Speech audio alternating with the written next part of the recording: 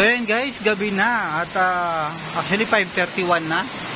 So yan, ang ulan po ay walang katigil-tigil. Kung narinig niyo po, malakas pa rin ang buhos ng ulan.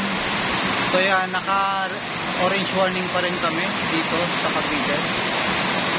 So yan, so sa ngayon guys, dalawang bagyo at isang LPA na posibleng maging bagyo din. Ang dalawang bagyo na nasa loob ng PER at isang LPA na nasa labas. So yan, so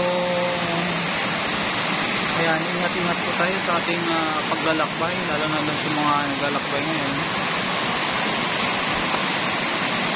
Medyo talagang malakas ang ulan at walang katigil-tigil. Ito ay dahil sa habagat. At syempre yung doon sa may area ng extreme northern Luzon, yung area ng Ilocos, Cagayan, Ilocos Norte, Ilocos Sur, yan. Yan, sila yung affected ng bagyong Emong. At yung bagyong Dante naman ay medyo malayo na hindi naman nakaka-affect sa ating bansa. So yan, so walang tigil, nag-uos ng ulan. At meron ako ipapakita sa inyong San Siberia. Ito guys ay para siyang bonsil, pero ano po ito, dwarf. At meron akong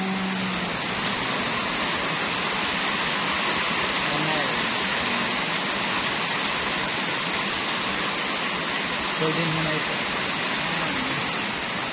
So yan guys, ito din ang ating palladium na black mamba. Yan, nabubugbog na naman siya ng hangin. So lapad na ng dahon. So yun guys, so ayan, mag-ingat-ingat po tayo sa ating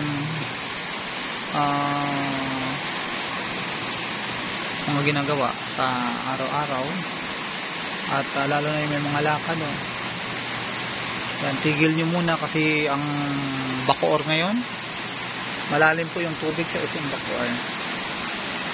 At paano itong ulan, hihinto siya ng konti, tapos yan, magano na naman,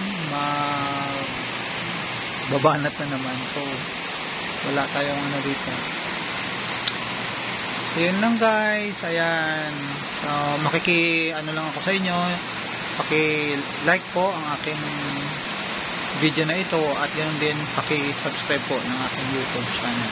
Bro Carnolin Andrade. Marami pong salamat.